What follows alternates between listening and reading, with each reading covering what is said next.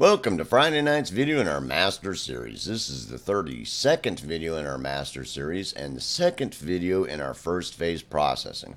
If you watched the last video, then you got a pretty good introduction, and I brought up some key points that you're going to want to take into consideration while you're in this processing of the individual tracks.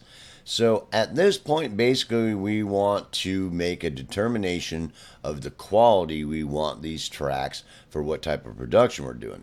When we go through all the phases or all the steps in going through processing, we're going to go through it with the thought in mind that we're doing as good a job as possible. But you may decide that you want to do it retro, to where you want it to sound like it's in 2000s or the 90s or 80s or 70s or 60s or 50s or whatever.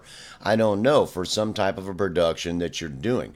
So when you're dealing with that there is some of those tracks were and those productions were done bad. I got some stems from a Queen song one time that were the original stems from the original recording that were horrible. I had listened to that song I don't know how many times, but when I got the original stems, I could not believe how horrible they were. The sound of them was. I mean, the noise, the distortion, the quality of the room they recorded in. I mean, it was horrible. I mean, I couldn't even believe it. I couldn't believe that they had even done it in a studio. I was like, I mean, it was, you would not believe how horrible the quality was. And those songs weren't that old. So you have to understand that, if you're going to go back in time, there's a few things you have to take into consideration. So with the determination that as we go through this in processing, we're going to try to do as good a job as possible. But if you've decided you're trying to do some type of thing where you're going back in time, there's a couple things you want to take in consideration. First of all, sample rate and bit depth. Now, you can sometimes reduce the sample rate and bit depth and work in that sample rate and bit depth in your DAW to where you can actually work in that sample rate and bit depth, or they have plugins that will reduce the quality down to those bit depths. That's like bit crushers, reducing bit depth and sample rates and things like that, or emulating that. Those are things you can look into. But I highly recommend that you go ahead and once you've got everything recorded, that you drag it into a session that's set up with a lower sample rate and bit depth. That will take experimentation on your part, because you'll have to do a little experimentation about, what that's going to be emulated by. Does that make sense? I mean, CDs and their sample rate and bit depth, what they are as a comparison to what they were on, what the equivalent was on, vinyl records and, tapes and things like that. There's a little bit of different there, and you have to kind of relate it because they weren't really working under that example or that, guideline, or those, how do I say that? What I mean, it didn't work that way, so, you have to kind of have to fuss with that, but there's plugins that do that, and you can also reduce the sample rate and bit depth on your production and see what happens. What does it do to the quality? And that's one thing that you can do, and it's a huge thing. And also, when you get done with the production, to reduce the sample rate and bit depth when you format and things like that, that's also going to have effect when it starts truncating, and formatting will actually have an effect on it to make it sound more retro. So those are some experimentations that you're going to have to look at your DAW, maybe in some plugins, and think about that when you're doing mix downs and things like that, mixing down to what kind of sample rate and bit depth that's going to have an effect on it. That is going to take experimentation on your part. The other thing you're going to come into the understanding of, and if you're trying to go back in time, is there's a couple things. The first of all is that if you put, let's say you're putting noise on and saturation and some type of reverb to emulate some reverb and some kind of equalization, that more than likely you want to do the same thing to each and every one of the tracks the same. I know that sounds funny, but it will cause them to work together to make it sound like it's retro from that equipment and that studio, that everything was recorded in that room with the same equipment and the same and it'll come out sounding much more like that. The other thing to keep in mind is really remember if you add saturation and noise or distortion to some track, to remember to go a little light, because if you add a bunch, it's like a little bit of salt in the soup on that one track. When you add all those tracks together, that little bit of noise starts building up. So it's going to get really dirty. So be real careful of that and keep that in mind as you're working on that. The next thing to keep in mind is that the equalization can be one of those type of things that you just have to really sit down and listen to the equalization that's happening. Listen to the out front instrument, the vocal or whatever's happening, because most of the time that the equalization was probably done pretty well the same across all the tracks. Sometimes maybe a little bit differently, but not that much. And it's, keep that in mind, that to listen to that, it's a little tinny and da da da da da or da da da da da, and you want to emulate that. And the same thing with reverb. You want to try to get an impulse response for your convolution reverb that's a pretty crappy room. Does that make sense? Because they were working in some pretty crappy rooms. Some of the tracks that I heard, that sounded like there wasn't no room there going on there, bro. It was horrible. And to keep that in mind, and you want to emulate that. Just remember to do the same thing to each one of the tracks, and you'll have a much better effect of doing that. And one other thing, we'll talk about putting noise files on a track. Things like console shapers and putting noise on tracks or saturations to bounce things down and render tracks so it's done on each individual track, because it'll come out sounding different. And I'll give you an example, like white noise that I'm going to bounce onto a track to add noise to a track. White noise or pink noise is going shh all over the place. Its decibel levels are fluctuating all over the place at different frequencies and things like that. And if I put those down to each individual track, instead of like bussing it with an FX bus that tracks to put it over across the whole mix, it'll have a different effect. It'll have a better effect because it'll make it sound like each one of those tracks were recorded separately in that same environment. Does that make sense? And instead of you trying to surgically, put white noise or pink noise or console shaper or an analog emulation plug-in on the whole mix, rather than doing it on each individual track. Doing it on each individual track, you'll have a much better, you got a much better chance of getting that retro sound. So the other thing we wanted to talk about is what was the difference throughout history, that they've done a better job of reducing noise and saturations and distortions. So as you go back farther, you want to add more of those. And we'll talk about that real quick. The biggest things you're going to come through, the first thing is noise. So pink noise is your best friend. You download some noise files, blue noise, brown noise, gray noise, pink noise, violet, white noise.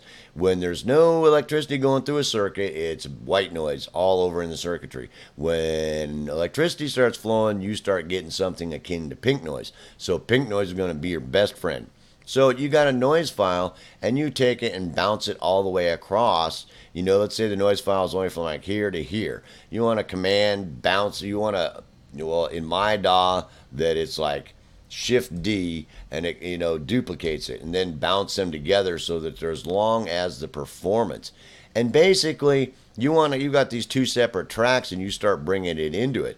You start bringing that noise up into it to where that sounds noisy, and it's starting to add this saturation noise to it, right? And this will take experimentation. Sometimes you'll get the noise file, and it'll be all the way down like this. Doesn't even look like there's noise on it, but it's adding saturation and noise into it. So it will take experimentation. I'll leave it up a little higher for the visual effect for you to see what happens.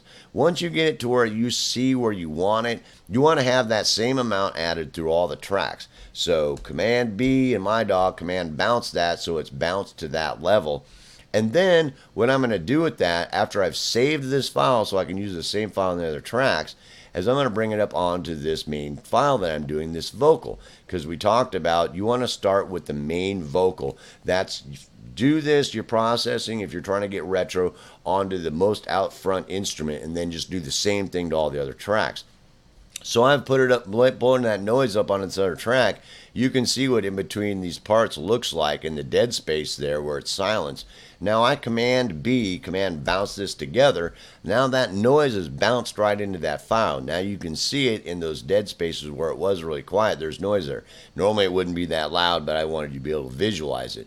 And now you've got that noise bounced on there. Always make sure you save a copy of that file first before you do that, just in case you change your mind. And trust me, this is a work in progress because I've done that a lot, and it took a lot of fussing, and I made a lot of mistakes going through trying to figure out how to add how much noise and saturation distortion until it came out sounding the way I wanted it. And I messed around with it quite a bit until I got it to where I wanted it sounding pretty good. So that's your first friend, is noise, because that pink noise is going to be inherent in that file, and as things go back in time, there will be more pink noise in the sound. Trust me on that. So you just have to keep that in mind and start bringing it up. There's no guideline because I don't know what you're shooting for, and I've never gone through and figured out this much pink noise for the 60s, this much pink noise for the 50s. I'll just listen to it, and normally you just start adding it. You can start to hear it, that it starts to sound the way you want it to. And yeah, that sounds kind of like that. It's kind of hard with the individual tracks because you don't have all the whole mix together, but you kind of understand that and just kind of work at it. The next is saturations and distortions. Throughout history, that you'll have full spectrum saturations, which isn't noise, it's full spectrum harmonics. So, and that's going all the way across the spectrum, but they're at distances of each other, not like white noise that's everywhere. Does that make sense? And it's a full spectrum saturation. That, trying to control that, having to add some of that into there, having to add, they also had clipping distortion, which was overdriving the amperage capabilities of the circuit in various degrees, and that equals odd harmonics. So adding odd harmonics in there, various degrees, mixing it in there, also overdriving the speed capabilities of a circuit, which causes ramp type wave distortions, which is like even and odd harmonics. So those three types of distortion saturations were inherent in those productions, that as you go back farther in time, that there was more and more of that in there. So I found that my favorite plugin is Isotope Trash 2 for this. And that sounds funny being an audio engineer, but I love this thing because it actually is a very simple plugin that let me do full spectrum harmonics. And I'll just kind of show you that this is what it looks like when I got them. And I got full spectrum harmonics off the fundamental frequency. Any of your plugins you want to test on a test tone generator from a fundamental frequency at any hertz, normally they say 500 hertz or something, and see what it's doing, what it's causing off of that.